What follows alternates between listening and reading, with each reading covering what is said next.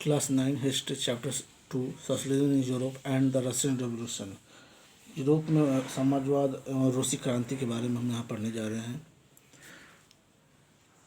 First topic जो हमारा इसमें है, the age of social changes. In the previous chapter, you read about the powerful ideas of the freedom and the equality that were circulated in Europe after the French Revolution। यहाँ पर ये बताया गया है कि हम लोग पिछले चैप्टर में जो पढ़ चुके हैं फ्रांसीसी क्रांति के बारे में, इसके बाद पूरे यूरोप में इस तरह की क्रांति फैलती गई। इसका असर पूरे यूरोप में देखने को मिला। फ्रांसीसी क्रांति के कारण बहुत सारे परिवर्तन होने स्टार्ट हो चुके थे।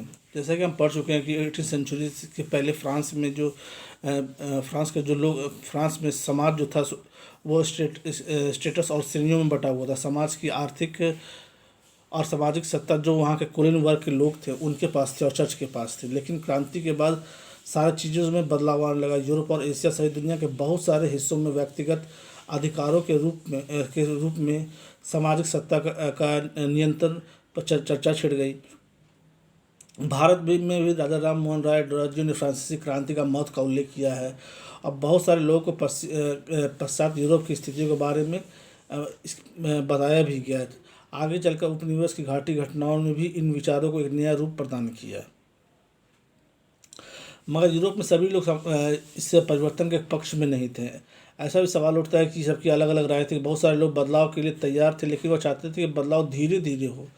एक पक्ष ये भी मानता था कि समाज का आमूल पुनर्गठन जरूरी है। कुछ लोग, कुछ कंजर्वेटिव ऐसे थे और कुछ लिबरल ऐसे थे जो ये मानते थे कि परिवर्तन संसाधनों के पक्ष में था। उस समय के संदर्भ में अगर देखा जाए तो सब चीज़ सही भी थी। राजनीति की धाराओं में क्या फ़र्क थे, कौन कौन सी बातें थी समान थी, इसे ध्यान में रखना भी चाहिए था।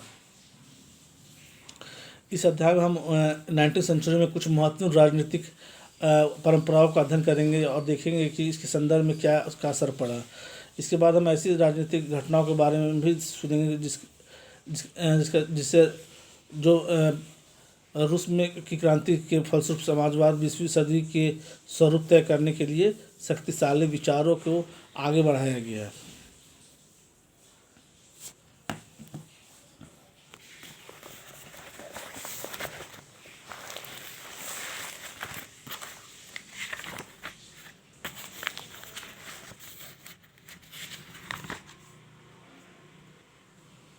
नेक्स्ट टॉपिक जो हमारा है, लिबरल रेडिकल्स एंड कंजर्वेटिव्स। उदारवादी, रेडिकल और रूढ़िवादी लोग। समाज में परिवर्तन के समूह में एक समूह उदारवादियों का था। उदारवादी ऐसा राष्ट्र चाहते थे जिसमें सभी धर्मों को बराबर सम्मान मिले, सभी को एक समान अधिकार प्राप्त हो।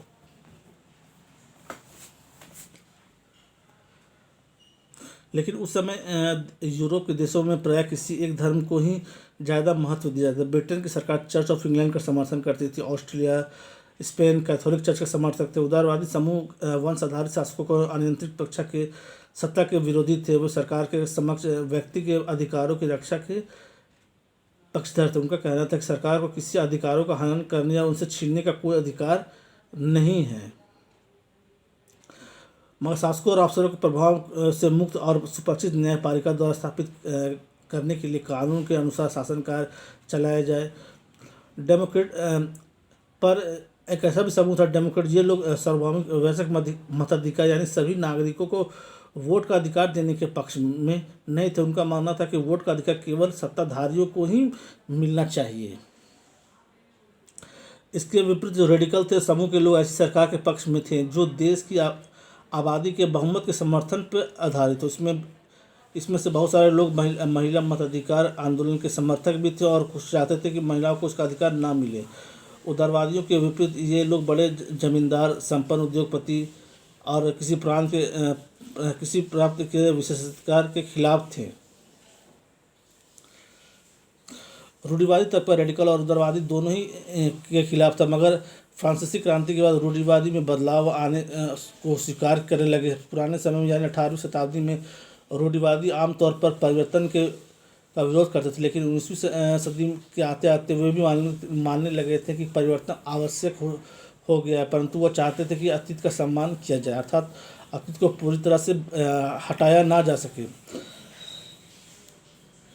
फ्रांसीसी क्रांति के बाद पैदा हुई राजनीतिक उथल पुथल के दौरान सामाजिक परिवर्तन का केंद्रित इन विविध विचारों के बीच काफ़ी टकराव हुए। 19वीं सदी की क्रांति और राष्ट्रीय कार्यकरण की विभिन्न कोशिशों से इन सभी राजनीतिक धाराओं की सीमाओं में और संभावनाओं में कुछ न कुछ चीज़ें बदलती ही चली गईं।